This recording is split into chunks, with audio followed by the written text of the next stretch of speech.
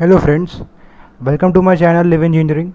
मैं आपका दोस्त अमन छाबड़ा आज फिर से लेके आया हूँ आपके लिए कंप्यूटर ऑर्गेनाइजेशन एंड आर्किटेक्चर की लेक्चर सीरीज़ का लेक्चर 7। आज हम बात करेंगे जिन टॉपिक्स की, आइए उन्हें देखते हैं। Instruction set design issues, evolution of instruction sets, example code sequence हम देखेंगे। एग्जाम्पल होगा अब इनसे ऊपर वाले दो टॉपिक्स का।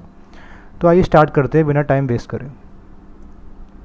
तो हमारा पहला टॉपिक है इंस्ट्रक्शन सेट डिज़ाइन इश्यूज़। इस टॉपिक को हमने पिछली स्लाइड में पिछले लेक्चर में हम कवर कर चुके हैं। तो अगर आपको कुछ क्वेरी को समझ में ना आया तो मेरी आपसे यही रिक्वेस्ट होगी कि आप पहले हमारा लेक्चर 6 देख लें आप, जिससे आपको और क्लियर हो जाएगा।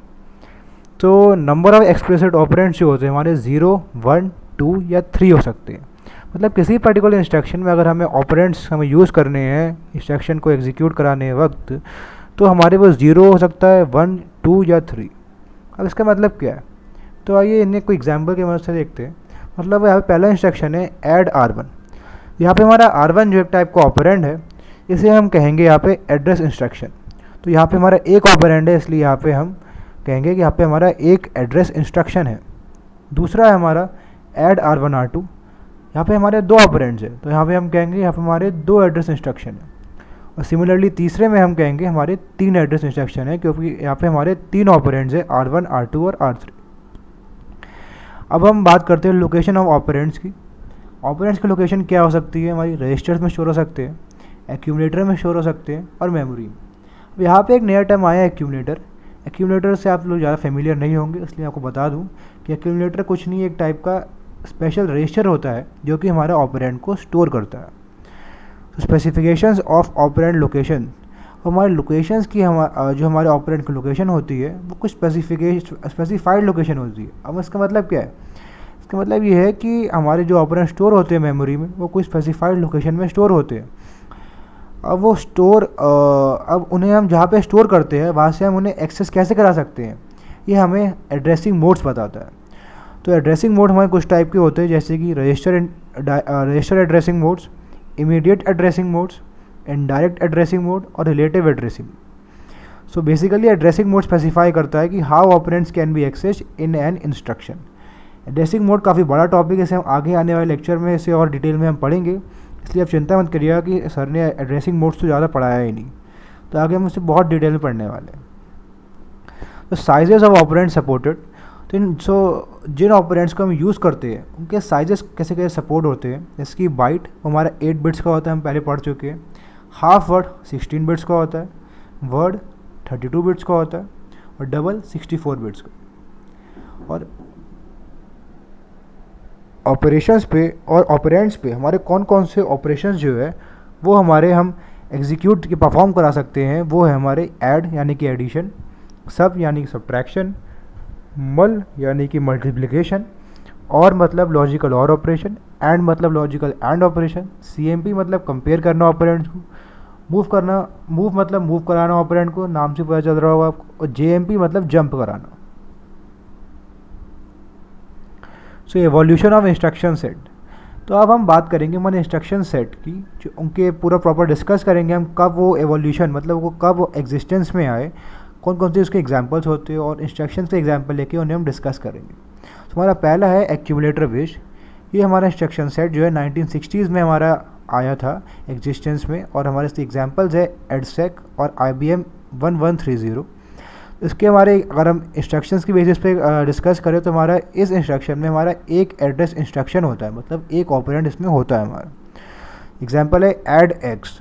तो यहाँ पे हमारा एक्स जो है हमारा एक टाइप का ऑपरेंड है, यहाँ पे हम कह सकते हैं मेमोरी एक्सेस है, जहाँ से हम ऑपरेंड को रिट्रीव करा सकते हैं। यहाँ पे हम यूज़ करेंगे एक्यूमुलेटर का, मतलब ACC यहाँ पे हमारा एक्यूमुलेटर है।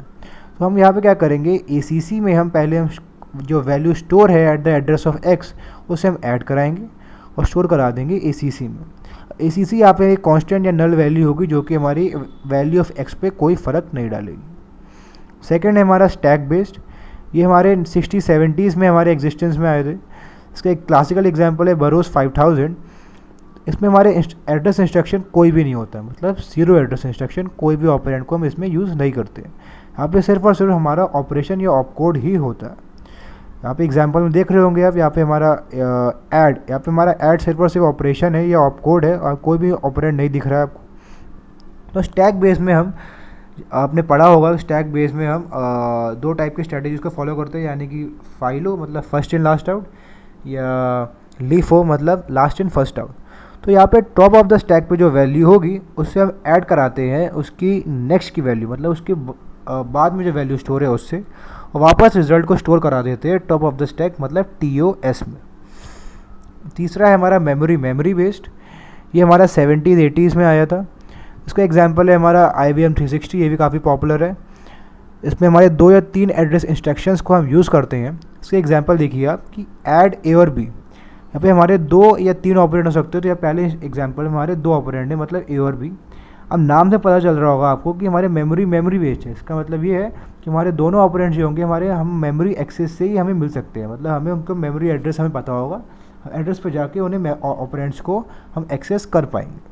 तो यहाँ पे हम जो वैल्यू स्टोर होगी eight the address of A को, जो वैल्यू स्टोर है eight the address of B पे, उन दोनों को ऐड कराएंगे, उन दोनों को स्टोर करा देंगे eight the address of A।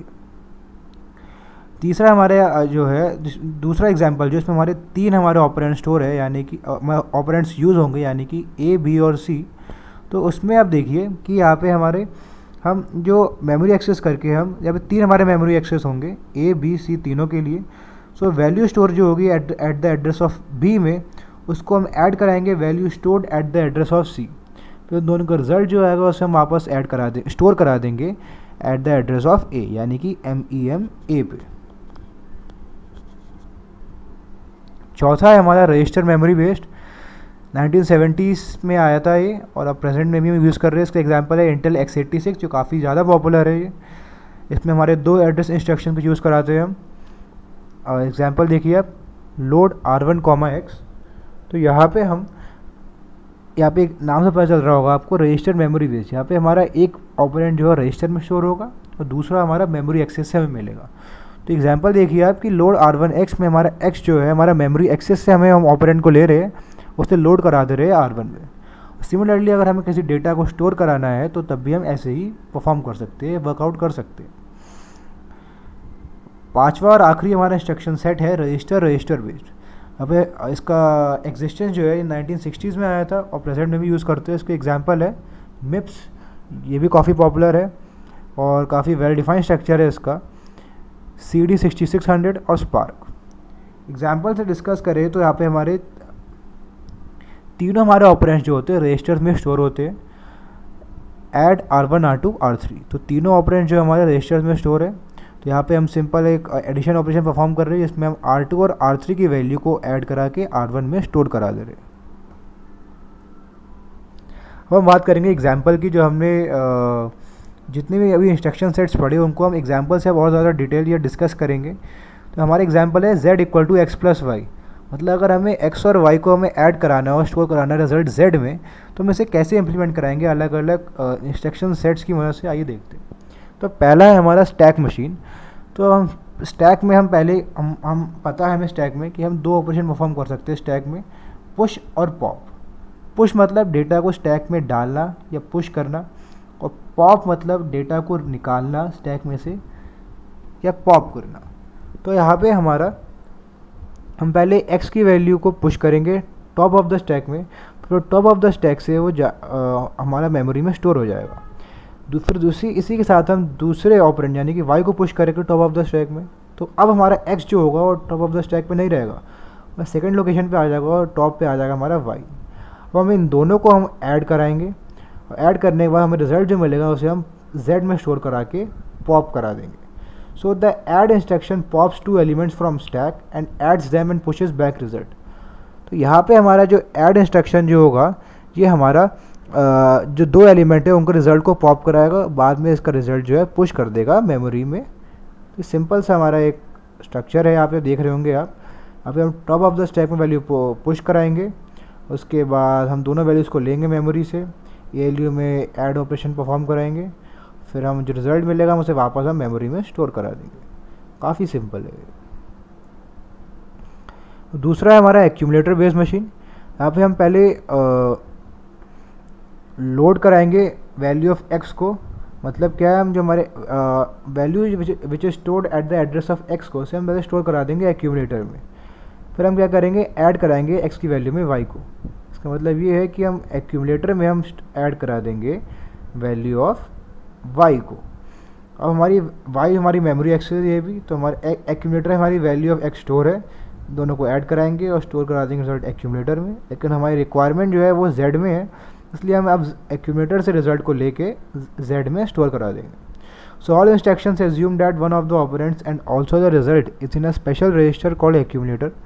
सारे इंस्ट्रक्शन यही एज्यूम करते हैं कि हमारे ऑपरेंड्स जो होते हैं वो हमारे एक स्पेशल रजिस्टर में यहाँ पे स्टोर होते हैं, जिन्हें हम कहते हैं एक्यूमुलेटर।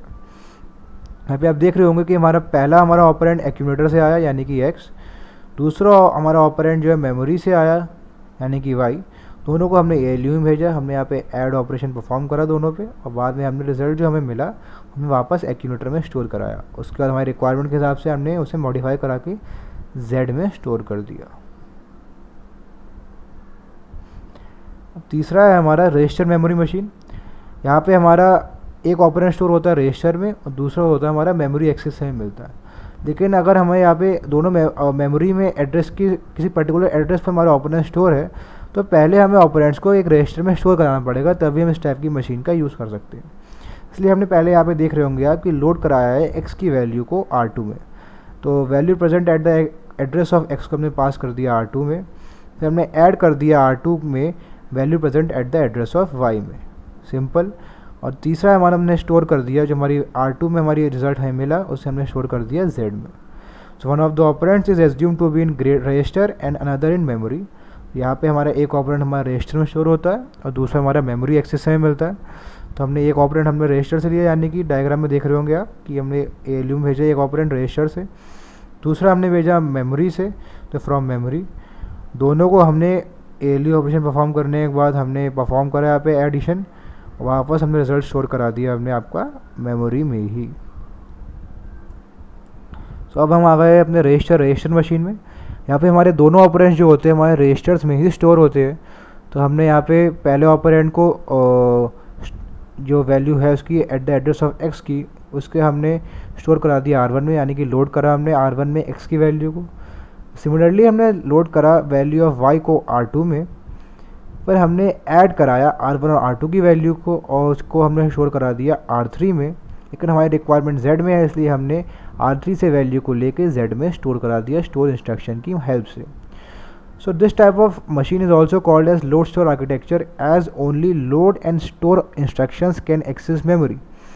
क्योंकि यहाँ पे सिर्फ और सिर्फ लोड और स्टोर इंस्ट्रक्शन ही मेमोरी एक्सेस कर सकते हैं, इसीलिए हम इस टाइप की मशीन को लोड और स्टोर आर्किटेक्चर भी कहते हैं। डायग्राम से देखिए आप डायग्राम में कि हमने दोनों ऑपरेंड्स को रजिस्टर से एक्सेस करा मेमोरी में और मेमोरी से, और ALU में भेजा। ALU में हमने एडिशन परफॉर्म करा, एडिशन करने के बाद हमने दोनों को रिजल्ट जो है वापस मेमोरी में स्टोर करा दिया। सो फ्रेंड्स, इसी के साथ हम आ गए अपने लेक्चर 7 के एंड में। आज हमने पढ़ा कि इंस्ट्रक्शन सेट डिज़ाइन इश्यूज़ कौन कौन से होते हैं, हम ऑपरेंड को स्टोर कहाँ कराते हैं, लोकेशन क्या होती है, एड्रेसिंग मोड्स हमारे कौन कौन से होते हैं जो कि हमारे हेल्प करते हैं हमें ऑपरेंड को एक्सेस कराने में, और हमने पढ़ा कि इंस्ट्रक्शन सेट कौन कौन से होते हैं अलग अलग, और उनको हमने और अच्छे से समझा एक एग्जांपल को लेके। सो फ्रेंड्स, मुझे ये आशा करता हूँ आपसे कि आपको लेक्चर समझ में आया होगा, और मेरी आपसे रिक्वेस्ट है हमारे चैनल को ज़रूर सब्सक्राइब करें, क्योंकि पूरी lecture series free of cost है आपके लिए। इसलिए मेरी आपसे एक यही फीस होगी कि आप प्लीज़ हमारे चैनल को सब्सक्राइब करें और जितना हो सके इन्हें शेयर करें। So for more videos, don't forget to subscribe my channel and also press the bell icon. So friends, thanks for watching and I hope you like this video, and I will catch up with you all guys in the next video.